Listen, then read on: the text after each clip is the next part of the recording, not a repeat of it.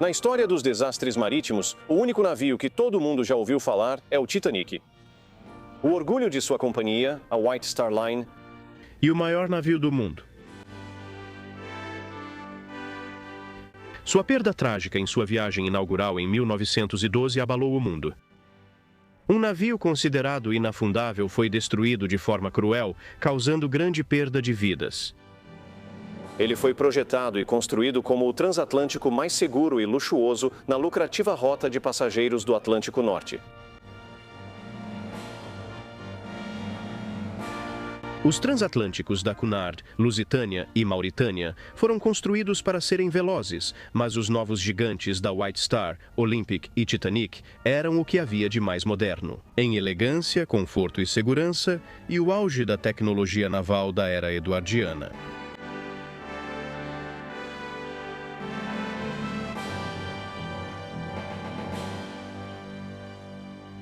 Novas teorias ainda estão sendo debatidas sobre se aço inferior foi usado em sua construção, se um incêndio em seu depósito de carvão levou o capitão a manter uma velocidade perigosamente alta em um campo de gelo, mesmo com avisos claros sobre icebergs. Mas mesmo na época, os fatos sobre o que realmente aconteceu não eram imediatamente claros.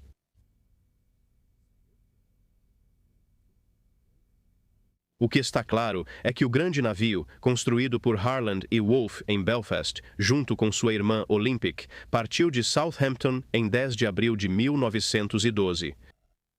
Ela fez escala em Cherbourg e Queenstown, no sul da Irlanda, antes de partir em direção a Nova York.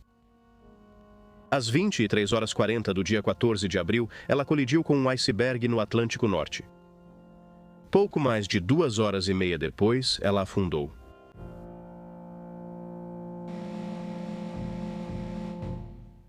Apenas 705 pessoas sobreviveram das 2.228 pessoas a bordo.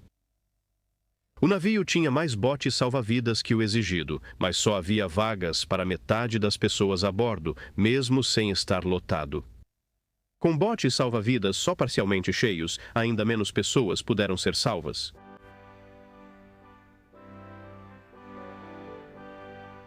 Ao amanhecer, esses sobreviventes foram resgatados pelo navio Carpathia, o primeiro a chegar ao local. Dos dois lados do Atlântico, reinava a confusão, especialmente na imprensa. Quais eram os fatos? Vários editores de jornais precisaram especular sobre o que ocorreu e o que ocorria.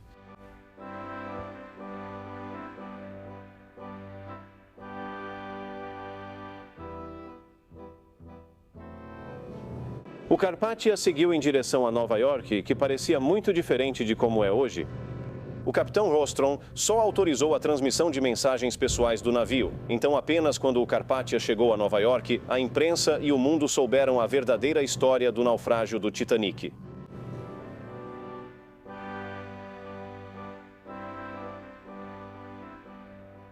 A imprensa americana analisou o desastre por todos os ângulos, e alguns detalhes das manchetes secundárias têm interesse humano próprio.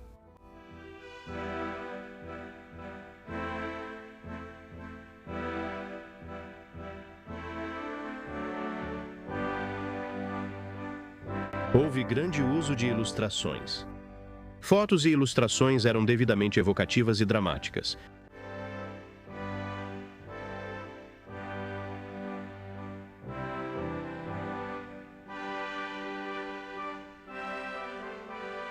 Havia várias formas gráficas de comparar o tamanho do navio com edifícios no iceberg.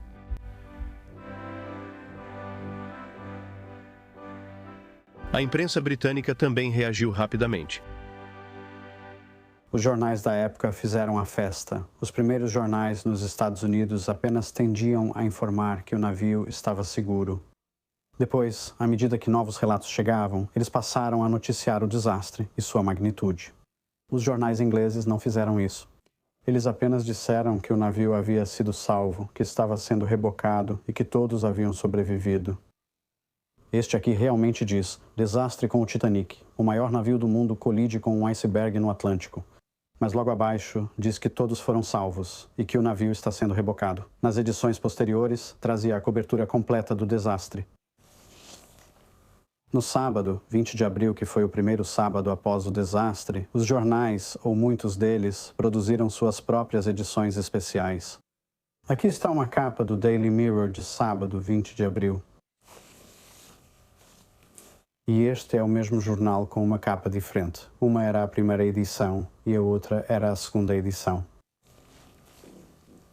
O Daily Graphic, que era um jornal diário, bem, na verdade, havia dois deles. Um era ilustrado, que saía apenas aos sábados. E este aqui era o jornal diário normal. Este é um especial. A revista completa, ou melhor, jornal completo. Havia uma edição comemorativa. Enquanto a revista Graphic, que é esta aqui,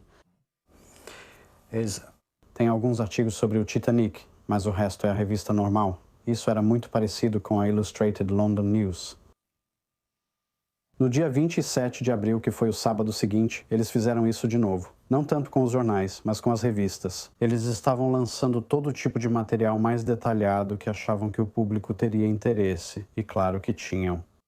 Descobrimos, enquanto fazíamos pesquisa para o livro, todo tipo de pequenas histórias de interesse humano, e a favorita é que passageiros saíram do navio com 5 cachorros.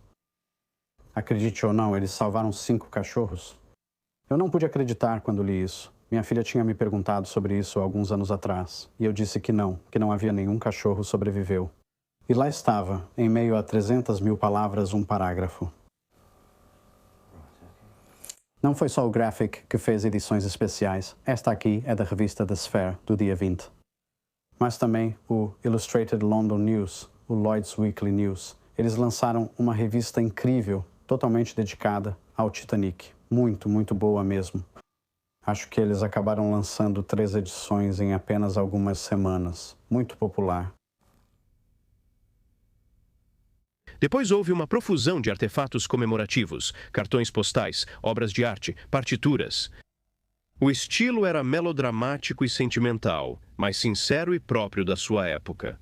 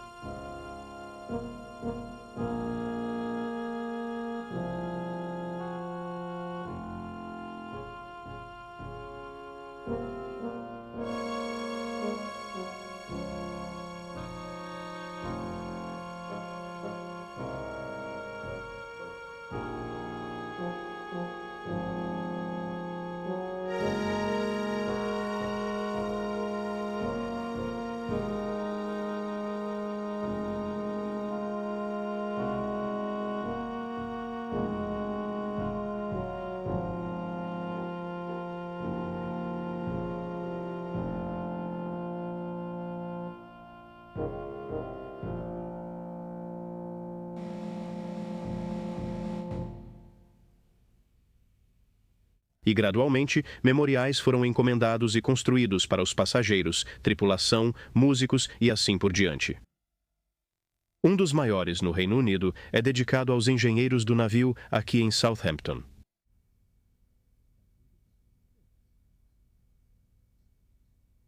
Uma estátua para o capitão Smith foi financiada por doações privadas e, por fim, erguida em Lichfield, Staffordshire, um lugar sem nenhuma ligação particular com ele ou com o grande navio.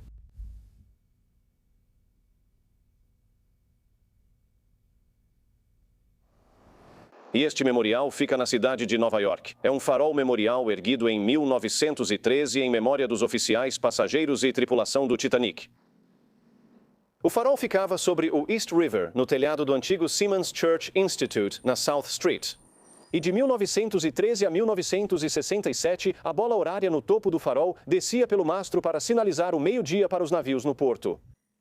O mecanismo da esfera do tempo era ativado por um sinal telegráfico do Observatório Nacional em Washington, D.C. Em 1968, o farol foi transferido para sua posição atual como parte da entrada do South Street Seaport Museum. Nova York tem mais memoriais ao Titanic do que qualquer outra cidade. As investigações oficiais forneceram a maioria das evidências históricas sobre o ocorrido na noite de 14 de abril. Houve duas investigações sobre o Titanic. A primeira foi nos Estados Unidos, onde convocaram quase toda a tripulação, incluindo Bruce Ismay, que era o presidente da White Star Line. E o relatório do senador foi que ele pessoalmente era o culpado, o que estava totalmente errado. Disseram que o navio estava rápido demais e faltavam botes salva-vidas, mesmo transportando mais que o exigido pelo Border Trade. Houve muitos problemas com a detenção da tripulação nos Estados Unidos e, após representações do governo britânico, a maioria da tripulação foi autorizada a partir, exceto os oficiais. Ao retornarem à Inglaterra, outra investigação foi aberta e vários membros da tripulação foram detidos por 24 horas em Plymouth. Os sindicatos conseguiram tirá-los do Lapland, o navio que os transportava, e após negociações, a tripulação foi enviada para casa.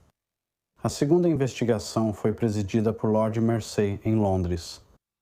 O relatório deles foi praticamente igual ao dos americanos. O navio estava indo rápido demais, não tinha vigias suficientes, e o capitão acabou levando a culpa, o que é, você sabe, padrão. E a White Star Line foi muito censurada pela perda do Titanic. Após o naufrágio, os navios passaram a viajar muito mais ao sul, nas rotas de gelo para reduzir a velocidade, ter botes salva-vidas para todos e manter vigias muito melhores. Em 1991, outra investigação governamental foi instaurada devido à descoberta do Titanic, onde o Capitão Lord disse que ela estava. Ninguém acreditou na época. O Capitão Lord, que era o capitão do Californian, disse que o Titanic estava a 19 milhas de onde ele estava. Na verdade, quando encontraram o navio, ele estava a 19,7 milhas, então a navegação dele estava perfeita. E a família tentou limpar o nome dele. Então, o governo instituiu outra investigação. O relatório saiu em abril de 1992 e o relatório afirma que o navio estava no lugar correto.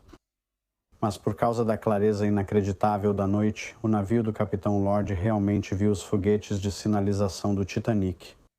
Mas também afirmou que, mesmo se ele tivesse navegado em velocidade máxima, o que obviamente ele não podia fazer porque estava no meio de gelo compacto, ele não teria chegado antes do Carpathia. Muitos sobreviventes deram depoimentos nessas primeiras investigações e depois seguiram com suas vidas. Quando chegamos a Nova York, as pessoas foram muito boas conosco. O pessoal de Nova York. Fomos à Junior League com vista para o Rio. E então eles me levaram até a loja e me compraram um casaco de pele e um par de sapatos. Eu tinha isso. E então fomos para Seattle, onde minha mãe estava indo. Meu pai ia assumir o hotel dela lá. E meu pai se afogou. E tudo isso foi cancelado, sabe? Então minha mãe comprou uma passagem de volta para a África do Sul. Então voltamos para a Cidade do Cabo. A irmã do meu pai morava em Nova York. O plano era ficar com ela por 3 ou 4 dias e depois pegar o trem para o Canadá. Então, claro, ela nos encontrou e fomos levados direto para a casa dela. E eu estava doente. Quando me jogaram de um barco para o outro, me machucaram muito, fiquei toda cheia de hematomas. E eu tive muitas crises de enjoo, então me levaram direto para um hospital para me examinarem. Então, na verdade, eu não vi muito do alvoroço, na verdade. Voltamos para casa rapidamente. Ao chegar em casa, minha mãe ia dormir todas as noites. Eu causava problemas ao voltar para casa e não saía da cabine. Ela me levou ao convés um dia, só isso. Bem, ela voltou para os pais, que já estavam envelhecendo. Naquela época, minha mãe já tinha 50 anos. E nós morávamos nessa cidade pequena com meus pais. Depois me diziam que eu tinha um grande talento musical. De qualquer forma, eu tocava piano muito bem e dava aulas. Aos 18 anos, treinei minha voz e fiz várias apresentações profissionais de canto. E ela morreu quando eu tinha 23 anos e eu fui para a Austrália. Bem, eu fui para Singapura para ficar com o afilhado dela, que me convidou para isso. E depois fui para a Austrália com a ideia de talvez morar lá. Eu não tinha certeza.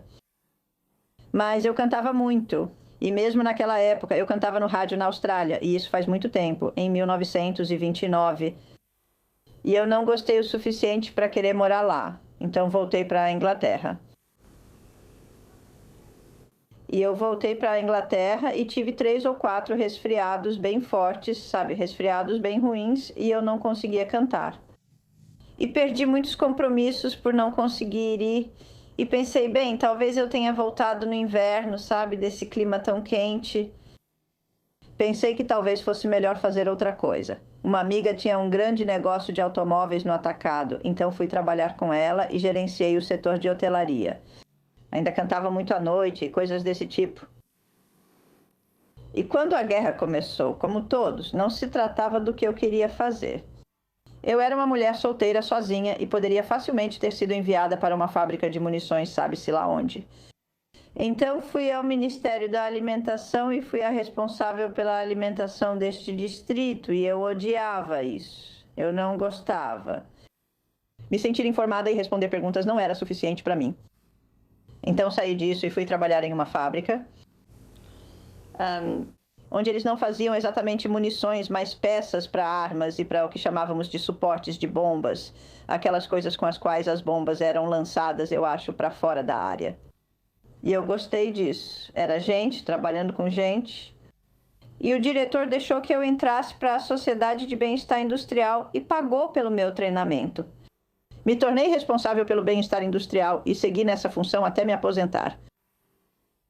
O que eu amava porque envolvia lidar com pessoas. Além disso, eu era juíza e também adorava isso porque, de novo, era lidar com pessoas. Hoje só consigo sentar e falar sobre isso pela idade. Logo após a guerra, Walter Lord, ao pesquisar para seu livro Uma Noite para Lembrar, buscava contato com o máximo de sobreviventes possível. Eva Hart é uma pessoa absolutamente maravilhosa. Ela tinha apenas 7 ou 8 anos, mas era extremamente atenta e alerta, e lembrava, na minha opinião, muito bem, principalmente o momento em que ela acordou, se vestiu, pegou um colete salva-vidas, subiu ao convés e foi separada do pai, ou se ele as colocou em um bote, acho. Ela era uma fonte incrível e gostava de comentar. Havia outras fontes notáveis também. Renee Harris era uma senhora que viajava no Titanic com o marido, produtor teatral. Eles trabalhavam no ramo do teatro e sabiam que ela tinha um senso de tensão dramática e de clímax. Depois ela entrou no teatro após perder o marido a bordo. Ela entrou em um dos últimos botes salva-vidas. Na verdade, no último bote salva-vidas, ela viu o que eu procurava, os detalhes vívidos. Ela também era ótima repórter e ficou lá quase até o fim. O capitão Smith a viu na ponte quando o navio já estava quase de lado. Ele perguntou, o que ainda faz aqui? Ele a conhecia como passageira de destaque. Ela cruzou da lateral de estibordo para bombordo pela ponte e provavelmente foi a última passageira a ver o capitão Smith. 15 minutos após o bote dela partir, o navio afundou. Ela também foi uma das melhores fontes que tive. Chamava-se Edith Russell. Ela era uma pessoa absolutamente maravilhosa. Ela se definia como estilista de moda. O nome dela era Rosenbaum, na época. Ela era Edith Rosenbaum. E ela tinha ido a Paris para as coleções de primavera de vestidos, modas e estilos. O negócio dela era um pouco duvidoso. Ela fazia esboços rápidos das roupas, levava de volta para Nova York para os estilistas, mas ela os vendia. Então ela mantinha um tipo de comércio constante, indo e voltando pelo Atlântico. Ela estava a bordo com uma cabine separada, cheia de vestidos e outras coisas. A única coisa que ela tinha que praticamente não tinha valor era uma caixinha de música em forma de porquinho, mas que ela estimava muito por ser símbolo de sorte. Ela tinha sofrido um acidente de carro, sobreviveu, e o pai dela lhe deu isso dizendo que era um talismã da sorte e que ela deveria levá-lo com ela para onde fosse. Porquinhos na França trazem sorte. Edith Russell estava absolutamente convencida de que isso lhe trazia sorte e ela não cogitava fazer nada sem que o porquinho estivesse junto. Quando o Titanic afundava e ela aguardava no convés para entrar no bote, percebeu que não estava com seu porquinho. E ela ficou muito hesitante, e seu comissário se aproximou dela naquele momento, já que os comissários são pessoas muito solistas nos navios. Eles fazem tudo por você. Esse comissário mostrou isso ao retornar à cabine de Edith Russell para pegar o porquinho para ela. Quando ele voltou, o porquinho estava enrolado em um cobertor.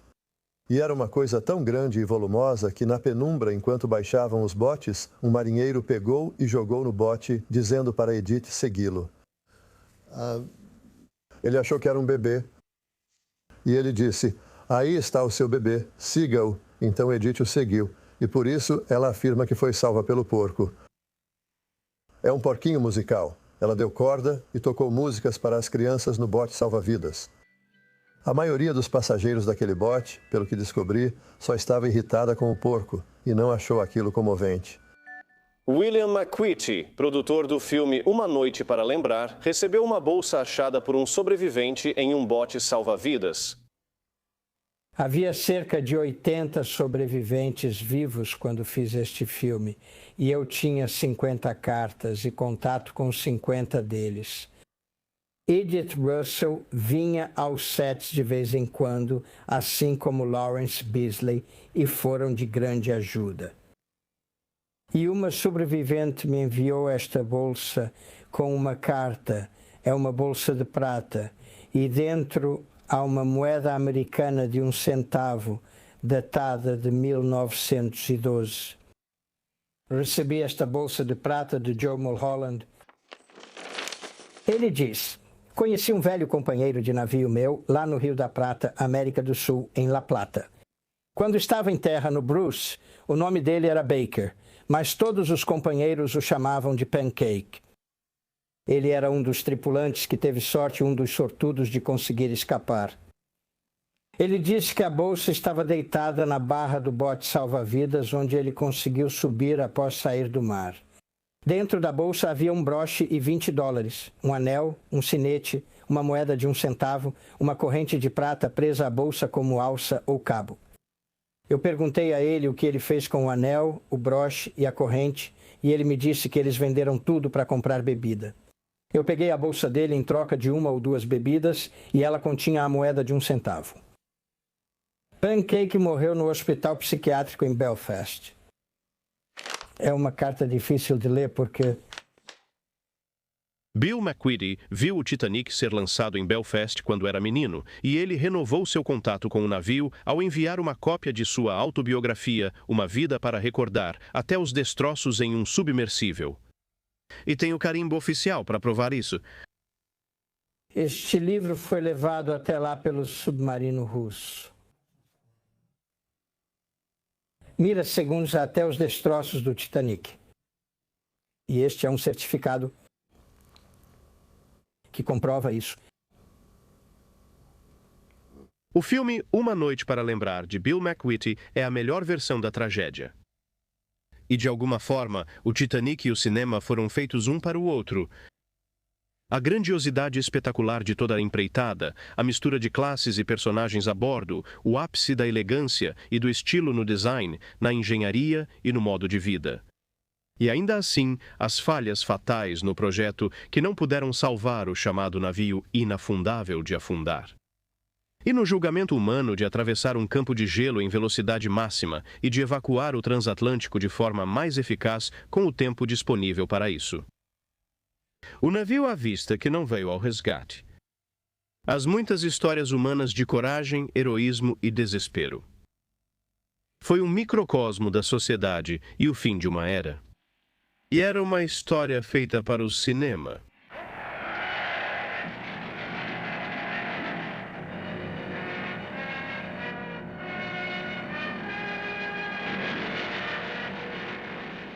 O único filme genuíno que existe do grande navio consiste em 2 breves tomadas feitas em 17 de fevereiro de 1912, quando ela entrou no Thompson Graving Dock, ao lado do estaleiro Harland and Wolff, em Belfast. Poucos dias após o naufrágio, cinejornais começaram a ser exibidos, montados a partir de imagens já existentes do navio irmão do Titanic, o Olympic, filmadas em sua chegada inaugural a Nova York em junho de 1911. E aqui, como substituto do Titanic. Este é um cinejornal sobrevivente.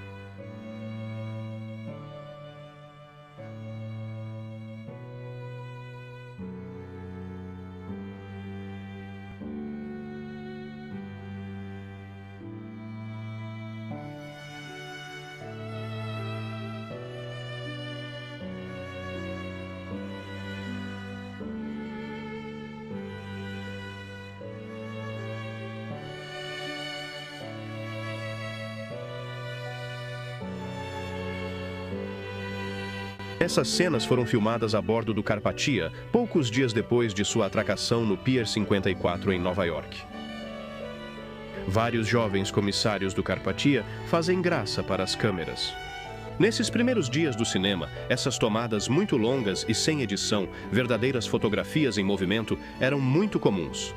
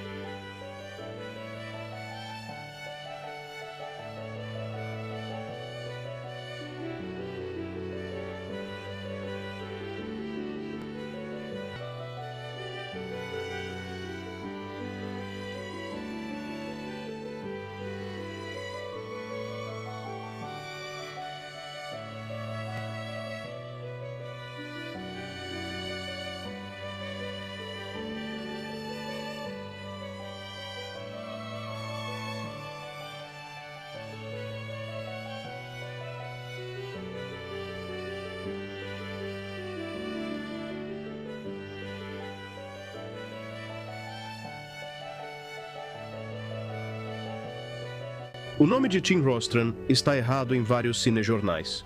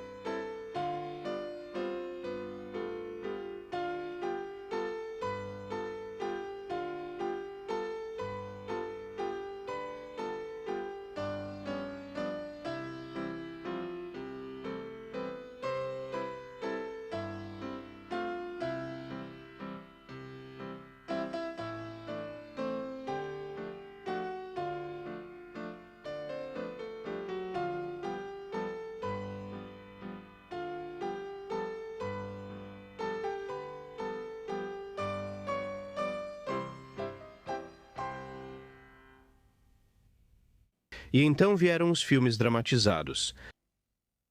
Bem, o primeiro filme sobre o Titanic foi produzido em Nova York cerca de um mês após o desastre e se chamava Saved from the Titanic. E estrelava uma jovem que realmente tinha sido passageira do Titanic, Dorothy Gibson. O filme foi planejado, escrito e filmado em 3 semanas e lançado em 14 de maio de 1912. Nenhuma cópia do filme sobreviveu. Foi feito pela Eclair, uma empresa francesa de cinema. Dorothy Gibson foi salva no bote salva-vidas, número 7, que foi lançado a 0:45, com apenas 28 pessoas a bordo. Aqui ela mostra o local do naufrágio. E aqui, ela está vestindo as mesmas roupas com as quais foi salva do Titanic. Ela é recebida pelo pai e pelo namorado, o guarda-marinha Jack. E estes são os estúdios Eclair em Nova Jersey.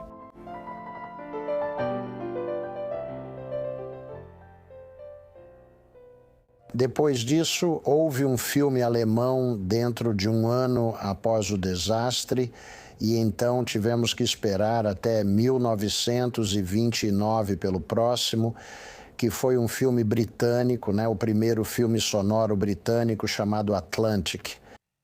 E Atlantic tinha entre os membros do seu elenco uma jovem chamada Madeleine Carroll. Atlantic foi interessante em outro aspecto. Ele foi filmado simultaneamente.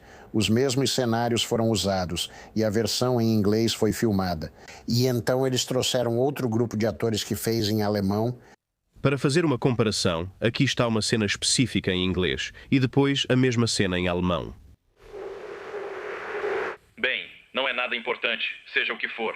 Se algo interessante surgisse à nossa frente, você ouviria 3 toques do sino do vigia. Obrigado. Ah, rapazes, agora sabemos onde estamos. Se esperassem por isso, talvez ficassem acordados a noite toda. Boa noite a todos. Boa noite, senhores, mas não farei isso. E se realmente algo de interessante for avistado, vocês ouvirão 3 toques do sino do vigia.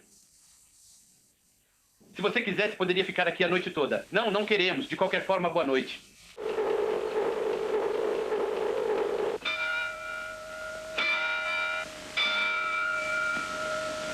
Poidam poros.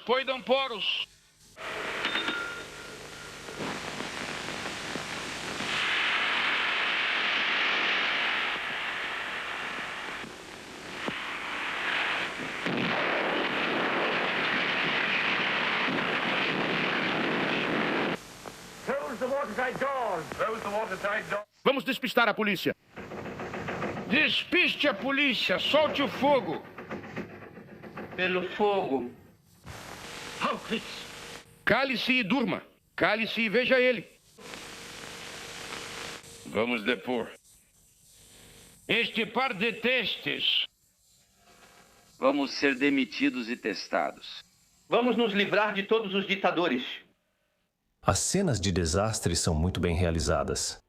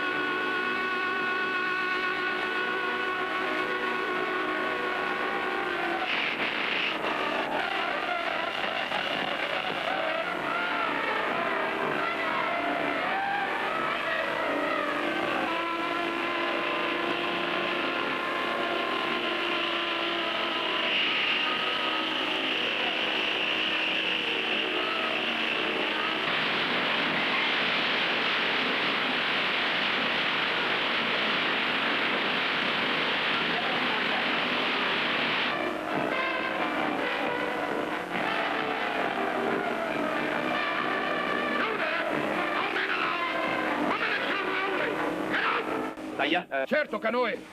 Se você vier, eu atiro.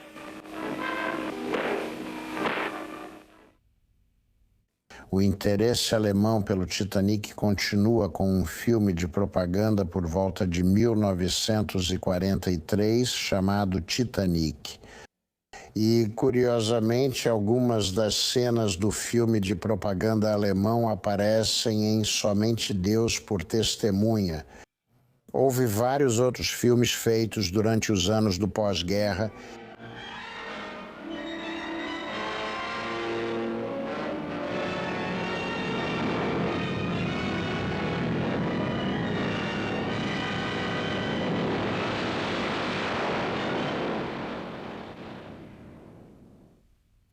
Foram feitos muitos filmes sobre o Titanic, e este, com Clifton Webb, Barbara Stanwyck e um jovem Robert Wagner, foi produzido na década de 1950.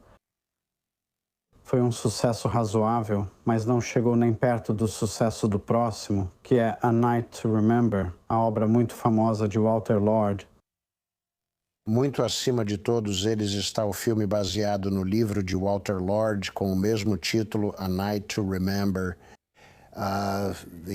O filme, pela sua autenticidade, pelo elenco, pela transposição da página impressa para a tela, raramente, se é que alguma vez, foi igualado por qualquer outro filme.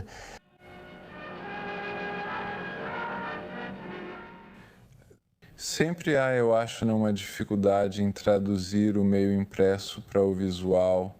E eu acho que, no caso de Uma Noite para Lembrar, o teste do tempo mostra que foi uma adaptação maravilhosa, maravilhosa entre essas duas mídias.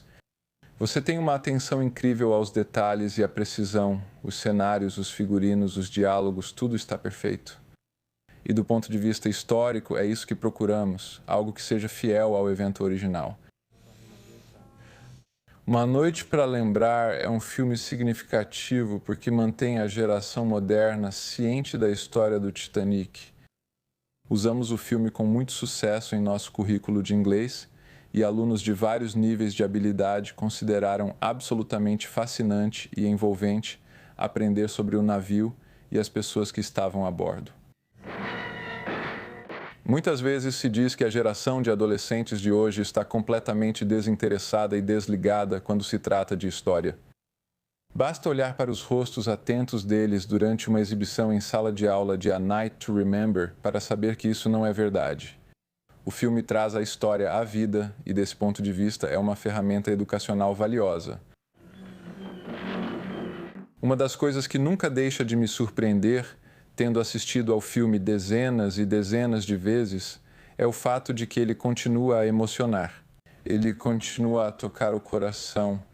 Você assiste ao filme, especialmente o final, com os acordes de Mais Perto, Meu Deus, de Ti, e ele continua a mexer com as emoções. E eu acho que realmente para um filme aguentar ser revisto tantas vezes é realmente um testemunho do belo trabalho que foi feito. Acho que ele se mantém muito bem, especialmente os momentos finais do navio. Não entendo como conseguiram fazer isso tão eficazmente só com estúdios e adereços. Se a proa afunda, o navio submerge. Foi provavelmente assim que ocorreu. Eu já vi inúmeros relatos sobre o naufrágio do navio. Foi uma realização extremamente impressionante. Eu diria que tive sorte de ter um produtor de cinema, diretor, roteirista, que seguiu tão fielmente os fatos como eu senti que os havia reunido. Quando havia dúvida, eles preferiam relatar o que ocorreu de fato, sem inventar. Eu me lembro de Eric Ambler mudar várias partes dos diálogos para acompanhar o que eu disse. Eu estava tão certo do que dizia que não valorizei o suficiente que as pessoas do filme estavam dispostas a me acompanhar, independentemente do que eu dissesse. Walter Lord é o decano dos estudiosos do Titanic. Na verdade, devo meu próprio interesse pelo Titanic ao fato de ter lido o livro de Walter quando eu ainda era uma criança.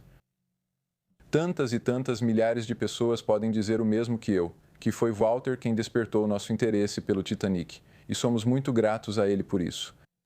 Sem o livro dele, muitos de nós teríamos permanecido completamente alheios ao incrível drama que foi o Titanic.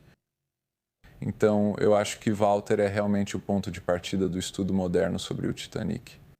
Foi ele quem, essencialmente, construiu a primeira ponte entre a cobertura de 1912 e os esforços atuais de pesquisa em andamento. Já está na sua 55ª reimpressão da edição de bolso. Há edições pelo mundo todo. Por um tempo, colecionei todas e tenho uma dúzia ou mais. E elas são divertidas de guardar, e eu as coloco com orgulho na prateleira da minha estante. Mas me interessa que tantas pessoas em tantos lugares tenham se interessado por esse assunto. As edições existem em todas as línguas imagináveis. Recentemente recebi 9 exemplares da edição paquistanesa. Bem, eu gostaria de ter 9 amigos paquistaneses, mas eles só ficam na estante do jeito que estão. Todo esse assunto acabou recebendo muita atenção. Bob Ballard agora foi até o fundo do mar e encontrou o navio. Isso abre todo um outro leque de mistérios. E recebo muitas correspondências do mundo todo, de pessoas de todas as idades. As cartas chegam quando as crianças têm cerca de 10 ou 12 anos. Se forem precoces e gostam de ler, vão ler e fazer perguntas. E elas fazem isso bastante, e eu tento responder a todas. Fazem isso com frequência. Eu recebia meia dúzia por mês. E considerando que isso já acontece há mais de 30 anos, acaba somando bastante.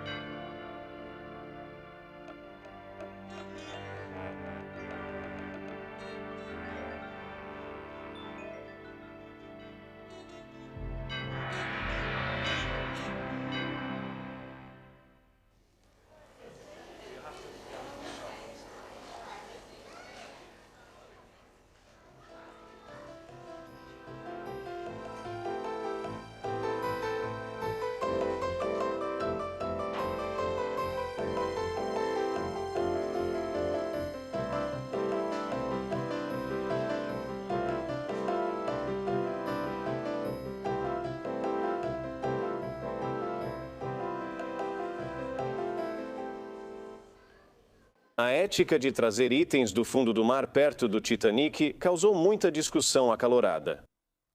Mas o que essa exposição fez foi aproximar o Titanic do presente de forma concreta. De repente, tudo parece muito próximo, muito novo, muito real.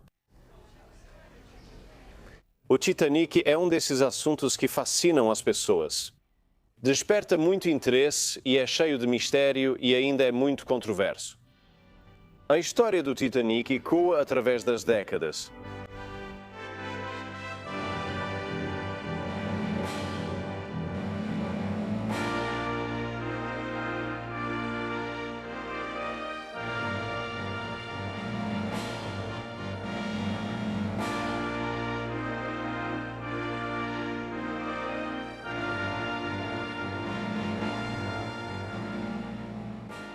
Obrigada por assistir. Para ajudar na produção de mais conteúdos históricos, curta, comente e compartilhe este vídeo com outros apaixonados por história.